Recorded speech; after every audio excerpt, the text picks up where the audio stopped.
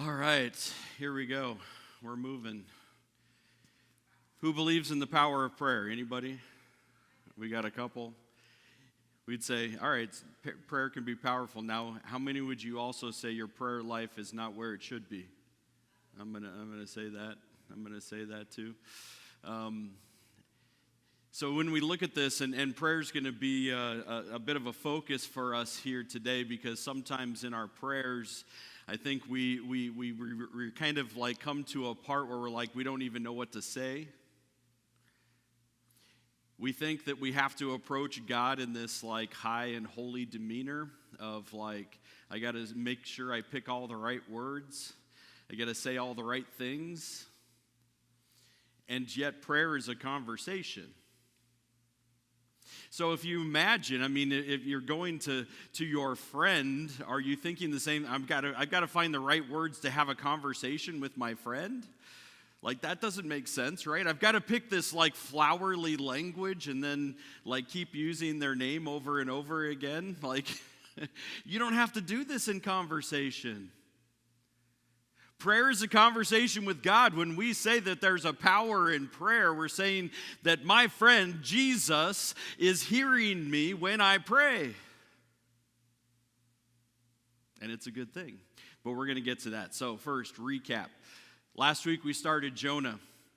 And the reason why we went to Jonah was because of the reference that Jesus makes to Jonah in the Gospels, when he says, just like Jonah was in the belly of the fish for 3 days, so too the Son of Man will be in the heart of the earth for 3 days.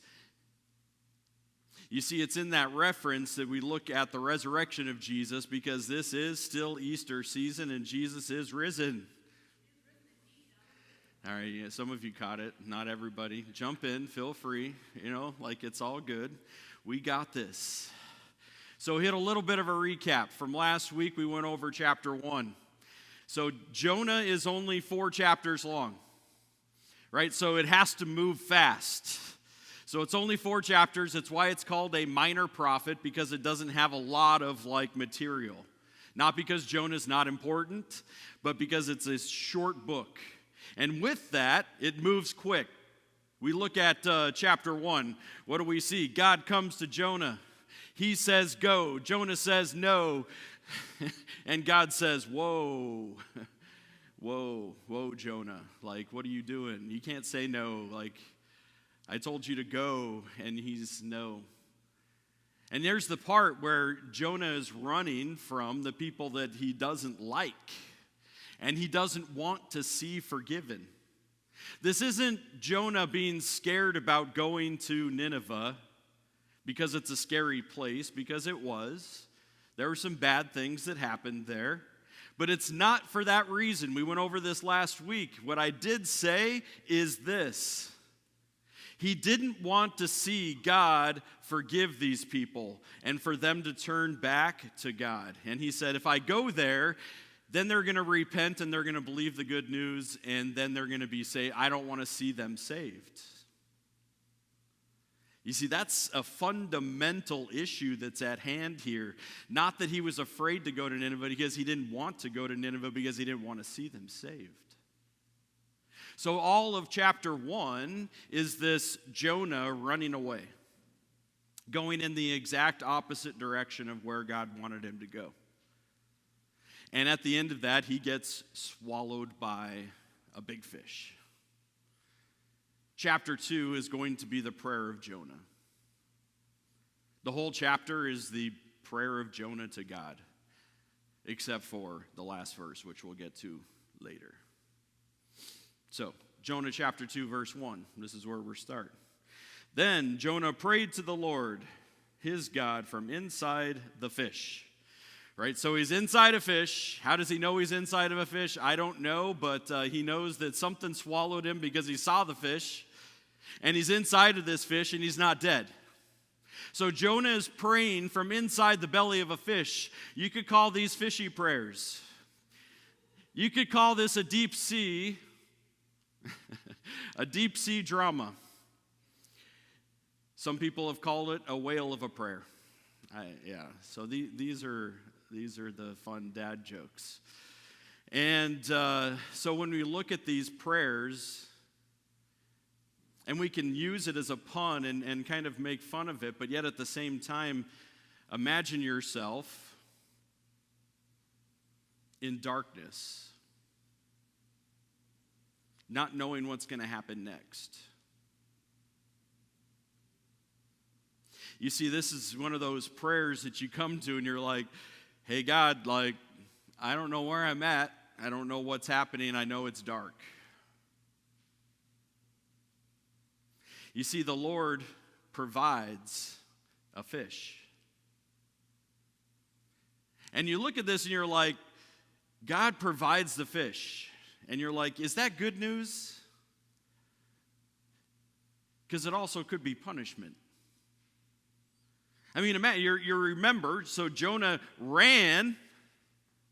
Jonah left the opposite direction, going the other way that God wanted him to go, to the people of Nineveh. He says, go there and preach to them, proclaim to them. And he's like, no, right? And so then the whole boat, he gets on the boat going the opposite direction. The whole wind and the seas and the waves are crashing until they throw him over. Jonah is sitting in the water. He's like, I don't know how long I can stay in the water. And God's like, don't worry. You won't be in the water long. But it kind of feels like a punishment. Maybe it is. You definitely wouldn't want to be able to write home to mom saying, hey, guess what? I ended up in the belly of a fish. This doesn't sound like good news. And yet sometimes, even in that place, sometimes what we call a problem, God calls a provision. God is providing. And what we can see in God's provision right here is that God doesn't always provide the way that we want God to provide. God doesn't always give us what we want, but He gives us what we need. You see, Jonah wasn't praying that God would send a big fish and he would be swallowed by it. He wasn't saying, God, I really need this thing. He's like, God, can you send me a boat? A different one because you didn't like that one. Maybe one that's going in the other direction now. God, this is really what I need, somewhere safe to be. And God's like, I'm going to provide for you. But it's not going to be in the way that you think. You see, Jonah needed to be saved. God said, here's the way that I'm going to save you. And then He sends the big fish. See, Jonah is feeling quite helpless. In those moments where he's sitting in the water, right? Let's go back to chapter 1 real quick because it's at the end. We left this verse out from last week. But in 17 it says, now the Lord had arranged for a great fish to swallow Jonah. And Jonah was inside the fish for 3 days and 3 nights, right? The Lord had arranged for a great fish.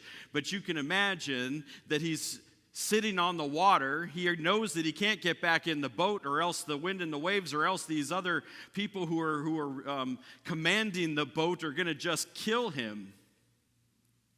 All right, so there's a helpless situation that's at hand. He's like, I don't know what to do. I don't know how long I can tread water before I drown. You see, it's helpless. And when you get stuck in those moments of helplessness, and you're stuck in helplessness for so long, it starts to feel like you're also hopeless. No one's coming. Nothing's going to be done. Who's going to help me? You see, Jonah's feeling those moments. And I think this is the reason why when 17 in chapter 1 comes around, he's like, God is going to provide, because God doesn't want Jonah to feel helpless. He wants him to be able to provide him something that currently he does not have. He doesn't have another way out. The only other way out is death.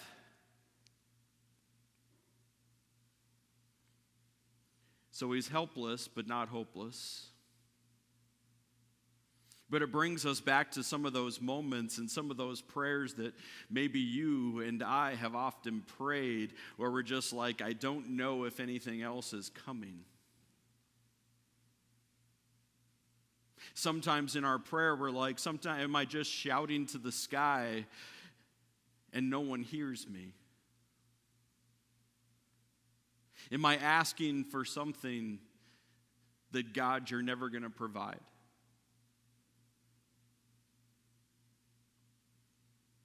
When you feel like this, we can feel helpless. But I think it's also in these moments that we're seeing Jonah, whether it was in chapter 1 when he was thrown out of the boat and he's in the water and he doesn't know what else he's going to do, and we can feel like we too are alone in the water waiting for somebody to come and save us. But when is it going to happen? We want it yesterday, when God's never going to be late.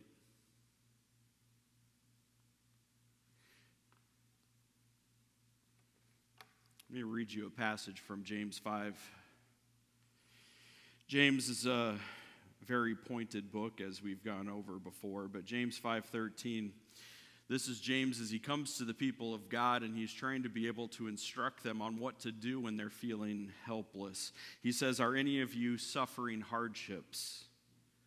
You should pray. Are any of you unhappy? You should pray. You should sing praises. You see, there's the moment when we're stuck in that suffering and hardships, the moments of unhappiness, the moments where we're like, I don't know how any of this is going to be worked out. Then this is what James says, it's time to pray. And you see, there's the prayers of people that sometimes are like the Hail Mary prayers. You know what those are, right? Like people who never pray, and they're just like, and maybe probably don't even know who God is. They're just like, if there is somebody out there, this is what I need right now. You see, this is what I want you to be able to know in these moments right now, is that when you call out, you don't have to wonder.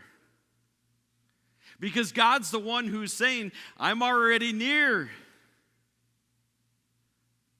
I'm closer to you than you believe or even think or imagine. This is the reason why James says, if you're feeling this way, guess what? It's time to pray. It's time to talk to God. It's time to have a conversation. So, what do we learn by Jonah's prayer? What did Jonah pray? So let's go back to Jonah chapter 2.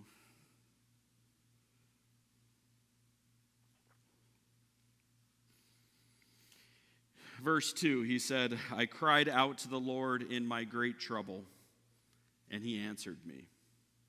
I called to you from the land of the dead, and Lord, you heard me. You see, here's a good part for us to be able to remember, and this is what I mentioned in the beginning. Sometimes when we're in those moments of helplessness and we're being able to say, God, I don't really know what to say right now. I don't really know what to do right now. I don't really know how to be able to handle this. And it's always good to be able to say, if you don't know what to pray, go back to what God has already said. Go back to God's word. Today we're going to be looking at through some of these in the Psalms, but here's the thing, what Jonah did is that many of these prayers that he's praying in the belly of the fish are prayers that have already been prayed by the people of God. Let's just go through Jonah real quick before I take you to the next screen and kind of give you some parallel things. But 3 through 9. You threw me into the ocean depths. I sank down to the heart of the sea. The mighty waters engulfed me. I was beneath your wild and stormy waves. Then I said, "Oh Lord, you have driven me from your presence. Yet I will look once more to your holy temple." I sank beneath the waves, and the waters closed over me. Seaweed wrapped itself around my head. I sank down to the very roots of the mountains. I was imprisoned in the earth, whose gates locked shut forever. But you, O Lord, my God, snatched me from the jaws of death. As my life was slipping away, I remembered the Lord, and my earnest prayer went out to you in your holy temple. Those who worship false gods turn their backs on all God's mercies. But I will offer sacrifices to you. With songs of praise, I will fulfill my vows, for my salvation comes from the Lord. You see, when we're looking at this, we're saying this prayer that's coming from Jonah. It's heartfelt, but it's also not the first time it's been spoken. Jonah goes back to the things that he knows. And when we go back to like the book of Psalms are like written by people who have been in these situations across the book, right? It's these situations where it's David running from his enemies, people who are out to kill him, right? It's people who have come before God and repented, like David. It's Moses when he's singing psalms of praise for God, because God rescued him. You see, these psalms are like the voice of the people. And so there's a reason why when we're trying to figure out words to speak, we can go back to and say, these people have felt where I'm at today. We can pray some of these same words. So when we look at this, and there's the breakdown of kind of the strategy, so to speak, of what these prayers look like from Jonah to the Psalms. When he says, I called out to you, O Lord, Psalm 3, verse 4 says, I called out to you, Lord, right? Same exact words. From the realm of the dead, Psalm 16, verse 10, I was banished from your sight. Psalm 31, 22. Water has engulfed me. Psalm 69, verse 1. We cling to worthless things. Psalm 31, verse 6. And then I vowed. And what I vowed to the Lord, I followed through with. Psalm 116, verse 14. You see, these are the same words that are spoken, that we're calling out to God and saying the same thing. We're saying, God, I've called to you. You've heard me. Right? Here's the voice that's coming from people. It's coming from us. Now, when we go back to these and say, when I'm reciting this, does it mean that it's disingenuous to God? No. People have been praying these prayers for generations and generations and generations. When we don't know what to say, we can go back to what God has already given to us. It's like words from people who have struggled for generations.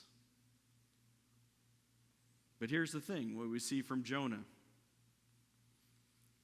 Jonah cries out, but there's no immediate miracle.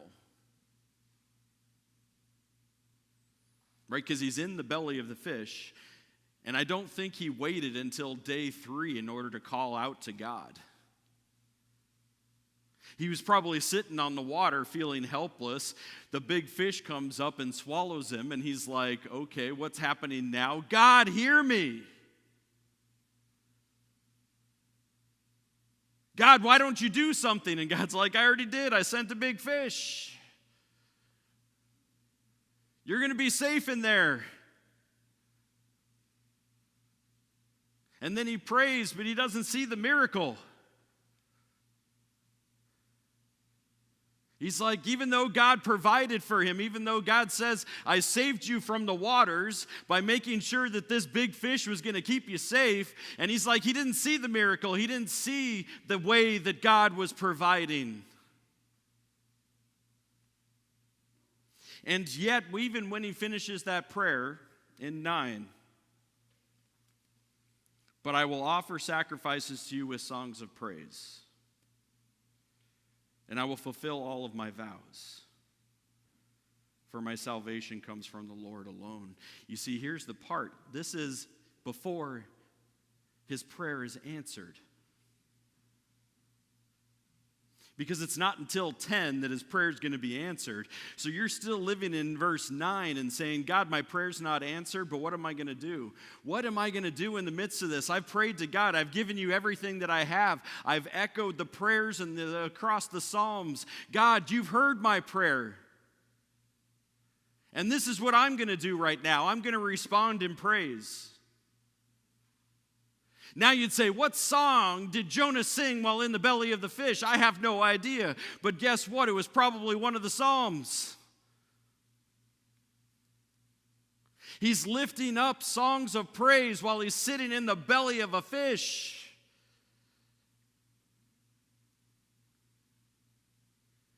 Because he goes back to saying, God, you're going to be the only one who's going to be my salvation. And even before he sees the miracle of where the fish is going to take him and spit him out on dry land, he's still offering songs of praise. And this is where when we see Jonah in those deep, dark moments of helplessness, calling out to God, offering God's praise, then it comes to verse 10. Then the Lord ordered the fish to spit Jonah up on the beach. You see, this is the moment of a miracle. Because it wasn't just the fish spit him out into the depths of the sea so that he would be helpless again, but it says that God ordered the fish to spit him out on dry land. You see, when we're waiting, and we're waiting on God, God's already at work. When God sent the big fish to go and swallow up Jonah, he was already turning that fish in the right direction to be able to head towards the beach that he already knew where he was going to spit him out at. You see, God was already working in this situation. Now, how does he work through a fish? I have no idea, but God works through me, so it's just the same. It's a miracle. I don't know how God does it, but he did. He turned the fish around, went to the place where he knew that Jonah was going to end up. Jonah didn't see it. It didn't mean that God wasn't working. Jonah didn't feel it because he was surrounded in the belly of a fish. He couldn't see it. He didn't understand it. But God was already working towards what he was going to do. You see, these are the moments when we say we don't want to be able to give up. We don't want to turn our helplessness into hopelessness, because when we're hopeless, then we believe that we live in despair, where God is not working, where we actually say God can't work. We don't want to live in despair, in hopelessness. And so we say, God, while I'm waiting, please show me that you're working. I want to be able to see it with my eyes. And even when I don't, God, help me to be able to trust today that when I'm in the moments of darkness in the belly of a fish, that, God, I believe that you are working still for my good. Do we trust that today? Do we trust that from the belly of a fish in darkness and helplessness? Do we trust it to say, God, give me the faith to believe it? That, God, you are at work right now. It doesn't feel good right now. But, God, we trust you. We see that you are the one that's at work. See, when Jonah didn't deserve it, God still saved him, right? He was going the other direction. He didn't deserve it. Jonah couldn't save himself, but God saved him. You see, this is the part where Jonah is that great reflection of the gospel. Because even in the depths of our sin, we ran from God the opposite direction. We're like, God, I got this. I'm good. I can support me. I got it. I'm good. And then we turn away and we go in the directions that we think that we should go. We do the things that we want to do, even when we're straying away from what God would want for us. And God doesn't give up on us.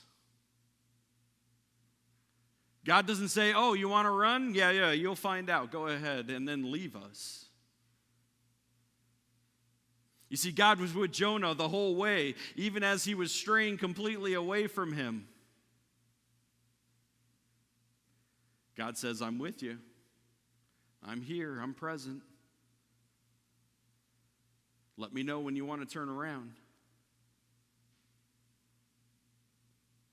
You see, here's the thing about the book of Jonah is that even in this moment, what we see is Jonah's, yes, coming back to a place and saying, God, I want to turn around and go the other direction. I want to walk with you. But let me just give you a sneak peek into the book, because this isn't the last time that Jonah is going to rebel.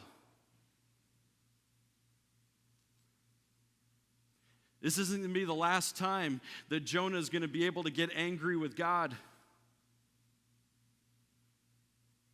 And that's why when we look at this, it is a great reflection of the gospel, because this is what we do time and time again. This is the reason why we come back every Sunday, to be able to say, God, I'm going to confess. I want to leave it there. I'm going to say, God, I know that I've strayed and I've wandered from you. Forgive me. I repent. I want to believe the good news today. You see, in this, time and time and time and time again, God says, welcome home. Come on back. You're forgiven. You're loved. Let's work together. This points to our need for a God who has this love for us. Because it's a need that what we also know from other people around us and throughout the world is it's the same God who is calling each of them to say, come back. You're loved and you're forgiven. And this is when we go back even to the Jonah's, the book here, and be able to say, every time I think that I've gone too far, God says, nope, I'm still with you. Come on home. And we can pray to God. We can say our confession to God. We can sing those prayers of praise to God, even before we see the miracle. God's the one who's faithful. Let's trust that today. In Jesus' name, please stand and pray.